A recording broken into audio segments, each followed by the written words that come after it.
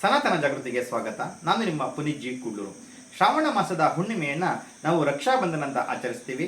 ಅಕ್ಕ ತಂಗಿಯರು ಅಣ್ಣ ತಮ್ಮಂದರಿಗೆ ರಾಖಿಯನ್ನು ಕಟ್ಟಿ ಆರತಿಯನ್ನು ಮಾಡಿ ರಕ್ಷಣೆಯನ್ನು ಕೇಳುವಂಥದ್ದು ಈ ಒಂದು ರಕ್ಷಾಬಂಧನದ ಸಂಕೇತ.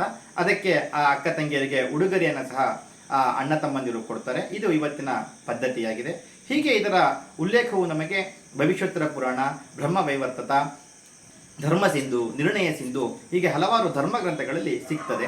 ಹಿಂದೆ ಇಂದ್ರನು ರಾಕ್ಷಸರೊಡನೆ ಯುದ್ಧದಲ್ಲಿ ಸೋಲಿನ ಭೀತಿಯಲ್ಲಿದ್ದಾಗ ಬೃಹಸ್ಪತಿಯನ್ನು ಭೇಟಿ ಮಾಡ್ತಾನೆ. ಆಗ ಬೃಹಸ್ಪತಿಯು ಇಂದ್ರನಿಗೆ ಒಂದು ರೇಷ್ಮೆಯ ನೂಲಿನ ರಕ್ಷಾಬಂಧನವನ್ನು ಕಟ್ಟು ಆತ ಗೆದ್ದು ಬರ್ತಾನೆ ಅಂತ ಬೃಹಸ್ಪತಿ ಹೇಳಿದಾಗ ಇಂದ್ರಾಣಿಯು ಇಂದ್ರನಿಗೆ ಈ ರಾಖಿಯನ್ನು ಕಟ್ತಾಳೆ. ಇಂದ್ರ ಗೆದ್ದು ಬರ್ತಾನೆ.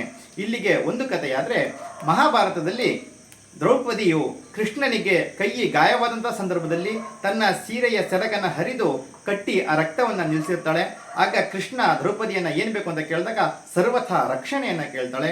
ಕೃಷ್ಣ ಮಹಾಭಾರತದಲ್ಲಿ ದ್ರೌಪದಿಯನ್ನು ಹೇಗೆಲ್ಲ ರಕ್ಷಣೆ ಮಾಡಿದ ಅಂತ ನಮಗೆ ತಿಳಿದಿದೆ. ಇದು ಅಂದಿನಿಂದ ಒಂದು ಅಣ್ಣ ತಂಗಿಯರ, ಅಕ್ಕ ತಮ್ಮಂದಿರ ಹಬ್ಬವಾಗಿ ನಮಗೆ ಆಚರಣೆಯಾಗಿ ಬಂದಿದೆ. ಇದಲ್ಲದೆ ಬಲಿಚಕ್ರವರ್ತಿಗೆ ಅವನ ಪತ್ನಿಯೂ ಸಹ ರಕ್ಷಾಬಂಧನವನ್ನು ಕಟ್ಟಿರ್ತಾಳೆ ಅಂತ ನಮಗೆ ಪುರಾಣಗಳಲ್ಲಿ ತಿಳಿಸಿರ್ತಾರೆ. ಈ ರಕ್ಷಾಬಂಧನದ ಶುಭಾಶಯಗಳು. ಜೈ ಹಿಂದ್, ಜೈ ಶ್ರೀರಾಮ್.